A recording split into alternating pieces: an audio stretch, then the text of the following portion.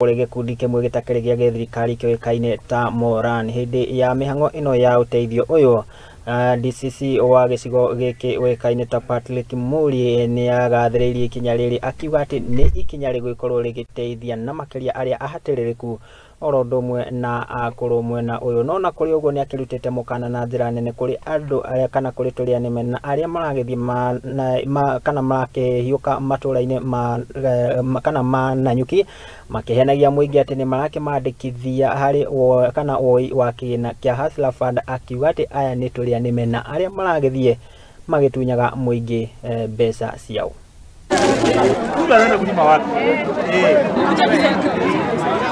Hapa kwa hii mpango ya kupatia wananchi chakula kumpitia mpango wa Molan Lodge ambao ni klabu yetu hapa Nanyuki, na niseme aswa niseme asante kwa kuwa na mpangilio kama hii, na ni mpangilio wameendea nayo kwa zaidi ya miaka miwili. Leo tumekuwa hapa like majengo na environs kusupport elderly na vulnerable, wale wasiojiweza juu pande hii wamekuwa na njaa sana venye kujanyesha, na unajua vipindi za mvua miaka iliyopita kama 7 imebadilika sana. Ningetaka kutoa wito sana kwa wafanyabiashara wale wengine, aswa wenye clubs wengine.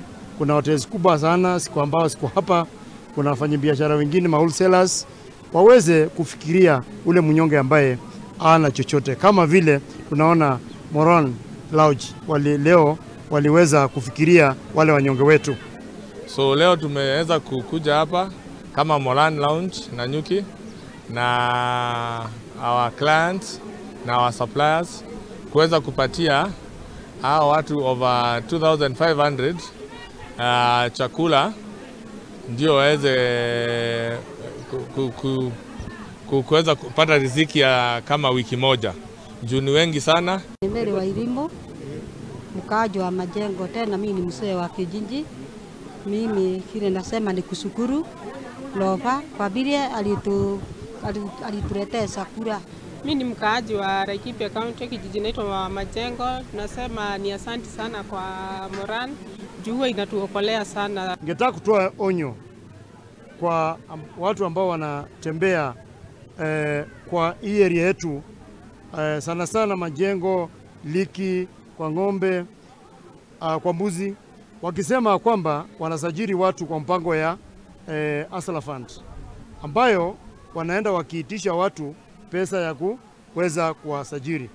Hiyo wananchi ni waeleza kwamba ni uongo, na hao ni maharamia ambao wanataka kupora nyinyi. Na mnajua ukiwa maskini sana ukiambiwa vitu zingine unaweza kuku yako ingekusaidia kununua chakula, uende upeane hiyo pesa. Tugetikane na icio kuuma kaunti ya Laikipia tukiyuke nginya kaunti ya Kiambu na